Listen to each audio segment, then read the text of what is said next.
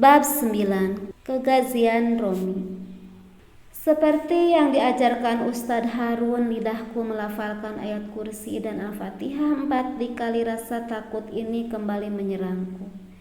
Sebelum masuk mobil, aku sempatkan memandang ke arah Delia, berharap dia berubah pikiran dan menyesal lalu menghambur ke pelukanku. Tapi itu hanya sebuah harapan kosong. Dia bahkan tak menoleh sedikit pun. Sepertinya Delia benar-benar marah. Bukan hanya pintu mobilku yang dibanting keras, pintu rumahnya pun tak ayal jadi pelampiasan emosinya. Brak! Suara pintu rumah itu membuatku kembali kaget meski sejak awal aku melihatnya. Wanita cantik rupanya juga memiliki sisi horor. Ada yang diremas di dalam dadaku. Gaweku berbunyi. Aku mengangkatnya sembari meninggalkan rumah Delia. Ya Pah, Rom, kok ada pengeluaran sampai ratusan juta dari kartu kredit kamu? Suara di ujung telepon ketus mencercaku. Banyak masalah yang kuhadapi membuatku lupa memberi penjelasan pada Papa. Aku mencari jawaban yang membuat Papa tidak menambah kuota pertanyaan. Iya Pah, maaf, Romi janji akan membayar semua. Bukan itu masalahnya. Kamu kapan dewasa sih? Yang Papa mau jelasan, apa kamu hamburkan uang untuk poya-poya dengan temanmu? Untuk sekarang Romi gak bisa jelaskan, Pah. Tapi pada saat yang tepat Romi janji akan. Tut, telepon terputus. Suasana hati yang campur aduk ini harus kurasakan lagi. Apa tahun ini adalah tahun tersialku? Mungkin benar, bintang Aries sepertiku harus ekstra waspada di tahun 2019. Perlahan tapi pasti kuarahkan mobil menuju masjid. Dengan hati terus berzikir, aku takut jika tiba-tiba hantu gadis itu muncul di hadapanku dan menyebabkan kecelakaan. Duh, amit-amit. Jangan sampai aku mati dalam keadaan jomblo. Itu kenapa aku harus bertemu Ustadz Harun, menanyakan bagaimana bisa setelah jin itu keluar, aku melihat penampakan lagi. Sesampainya di masjid, Kang Ujang yang sedang menyapu halaman langsung menghampiri. Assalamualaikum. Kang Ujang menyapa, sembari mendekatiku dengan menenteng sapu di tangannya dan mengajakku bersalaman. Waalaikumsalam. Gak kerja Mas? Hehe. Iya kan, nanggung soalnya. Enak sih kalau sudah kayak seperti Mas Romi ini. Hak kerja pun gak apa-apa. Haha, Kang Ujang bisa aja. Saya belum kaya Mas, malah punya utang banyak. Saya cuma hidup numpang milik orang tua. Tidak semua yang kita lihat semapan itu orang kaya yang sukses. Ah, Mas Romi terlalu rendah hati. Pantas banyak naksir sampai gadis dari alam sebelah pun naksir. Hahaha. Saya nggak tahu itu pujian atau hinaan, tapi saya tetap terima kasih sudah menyanjung. Kang Ujang nyengir. Oh ya Kang, Ustadz Harun ada? Wah, kebetulan belum pulang Mas. Katanya sih setelah dari Ponpes, beliau langsung ke bandara. Ada safari dakwah ke berbagai kota katanya. Apa? Kenapa Mas?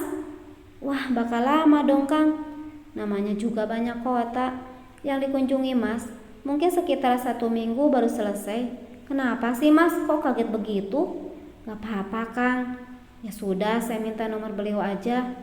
Aku menutupi apa yang terjadi. Malu rasanya jika Kang Ujang tahu barangkali ada ritual yang aku langgar. Biarlah nanti dia tahu saat Ustadz Harun menolongku. Wah, ini benar-benar ujian berat. Keberadaan hantu itu adalah teka-teki yang harus aku pecahkan.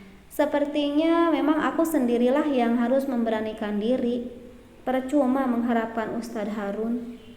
Bukankah di film-film horor meski ada peran pembantu yang memecahkan masalah, pada akhirnya tokoh utamalah yang bisa menghancurkan sang hantu. Sampai di rumah dan langsung mengunci pintu kamar. Aku pun berpikir keras, mengerahkan segala tenaga untuk mengingat awal kejadian hantu itu penampakan diri di hadapanku. Menyiapkan kertas dan bolpoin, rupanya aku juga harus mengalami intuisi detektifku. Hari itu setelah menabrak si ibu di puncak, aku memasukkan tubuhnya ke dalam mobil. Di dalam mobil, sebelum menelepon damar, aku menutup luka ibu di bagian pahanya dengan mengikat kain kasa. Tapi ternyata tidak cukup membantu karena darah yang keluar sangat banyak. Akhirnya aku lepas kemeja dan merobek bagian bawahnya. Sedang kasa-kasa itu aku balutkan pada luka di bagian tangan dan pergelangan kakinya. Oh ya, hawa aneh juga aku rasakan saat di dalam mobil. Setelah menelepon damar, gawai berdering berkali-kali aku lihat dari Delia. Tapi aku mengabaikannya karena panik. WA dari Delia juga hanya aku lihat dari pemberitahuan layar depan bunyinya. Mas tega banget sih gak angkat, kamu di mana? Kamu gak sedang dengan wanita lain kan mas? Atau kamu sedang meeting dengan Vera ya? Dan deretan chat lain yang tak sempat ku baca. Di perjalanan menuju rumah sakit, aku merasakan ada hawa aneh di dalam mobil. Bulu kuduku juga merinding, tapi segera aku tepis karena memikirkan keselamatan si ibu. Di rumah sakit Dr. Supratman, aku melihat sosok gadis yang mirip seperti hantu itu duduk di bangku tunggu setelah lorong menuju ICU. Aku pikir dia gadis biasa yang sedang menunggu pasien. Aku bahkan sempat melihat nama yang tertera di seragam gadis itu. Tapi aku terus berusaha mengingat dan aku sulit mengingatnya. Tapi aku yakin itu adalah sosok yang sama. Jadi itu pertama kali aku melihatnya. Aku mulai mencatat. Selanjutnya aku mulai sering melihat gadis itu. Sehari bisa 4-5 kali aku melihatnya. Tapi masih juga belum sadar bahwa dia mengikutiku. Terakhir aku menabraknya saat menjemput Delia. Hingga aku sadar bahwa sebelum-sebelumnya dia sengaja membututiku. Aku kembali mencatat setelah insiden menabraknya dia semakin berani menampakkan diri. Dan yang membuatku sangat kesal sekaligus mengalami ketakutan, di puncaknya terakhir kali aku mencium hantu itu, mendorong Delia hingga Delia juga marah padaku, padahal baru 2 hari kami berbaikan. Oke, yang jadi pertanyaan apakah ini ada hubungannya dengan ibu yang aku tabrak karena pertama kali hawa aneh kurasakan di mobil saat membawanya. Lalu apa tujuan hantu itu? Memberi kabar, atau dia ingin meminta tolong padaku, atau dia arwah si ibu yang kembali muda karena keluar dari tubuhnya karena tabrakan. Tapi Ustadz Harun bilang tidak ada arwah jadi hantu. Ini yang harus aku cari tahu berikutnya. Sampai pertemuanku dengan Ustadz Harun, aku akan terus melafalkan ayat dan amalan darinya. Malam hari aku berusaha meminta maaf pada Delia lewat ayahnya. Tak ingin pertengkaran kami berlarut-larut. Assalamualaikum, ucapku pada sosok bijak yang sedang menyesap rokoknya dan secangkir kopi yang masih mengepul di teras rumah. Aku langsung mencium tangannya dengan takzim. Waalaikumsalam, Nak Romi, tumben pakai assalamualaikum segala. Aku hanya tersenyum agar tak salah menjawab pertanyaan calon mertuaku itu. Delia ada om? Oh sebentar biar om panggilkan. Ayah Delia langsung masuk. Aku duduk di kursi dan mengusap-usap tanganku lalu meniupnya. Kebiasaan saat aku merasa gugup. Tak lama ayah Delia keluar. Maaf Nak Romi, dia bilang gak enak badan, gak kuat bangun. Oh sakit om. Apa kalian bertengkar? Itu om, sebenarnya saya nggak sengaja dorong Delia waktu mau turun dari mobil, lalu dia marah. Loh, nggak sengaja kok marah? Kekanak-kanakan banget sih itu anak. Itu om, aku keceplosan bicara. Bingung apa yang harus aku sampaikan pada ayah Delia. Tidak mungkin aku bilang cipokan dengan anak gadisnya. Mata ayah Delia menyipit mendengar ucapanku tergagap. Gak apa-apa om, mungkin Delia kecapean. Biarlah saya temenin om aja main catur. Sambungku lagi agar perhatiannya teralihkan. Oh baiklah, haha. Kebetulan sudah lama tidak main dengan Nak Romi. Mas Romi, kita akan menikah. Gadis cantik bergelayut di lenganku. Aku tersenyum. Kepolosannya membuatku tak jemu ada di sampingnya. Aku terus membelai rambutnya. Kenapa ada yang gak ganti baju? Loh, bukannya Mas minta aku memakai seragam ini supaya terlihat manis? Apa? Mas lupa? Aku heran dengan ucapannya. Baiklah, aku akan mengingatkan Mas. Gadis itu membuka kancing seragamnya satu persatu. Aku tergugu antara terkejut dan senang. Dan senyum-senyum. Dok dok dok, suara gedoran pintu mengagetkanku. Woi, Kakak Tri bangun, sudah siang. Teriakan Nirmala memekakan telinga. Kerja sono lu, ntar gue lagi kena marah papa. Dia seakan tak pernah puas menggangguku. Iya, diam lo anak tengil. Aku mengusap mata melirik ke arah jam sudah pukul 7:30. Tak lagi sempat aku menjemput Delia. Bakal panjang deh urusannya. Kubuka selimut dan akan beranjak bangun, mandi dan gosok gigi.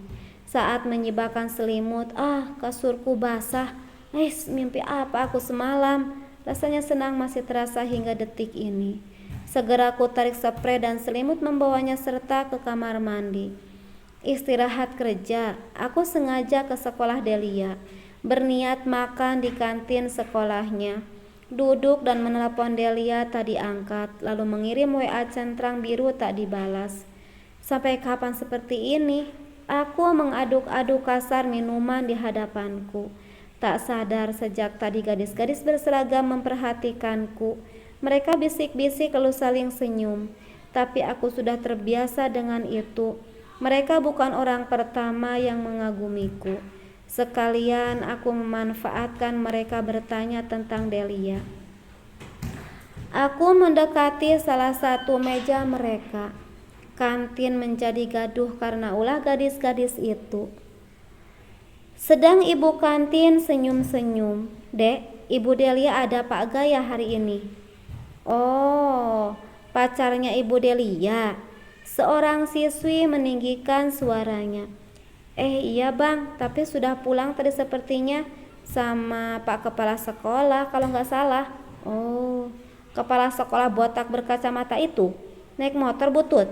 Aku sengaja mengejeknya di depan siswa-siswi itu.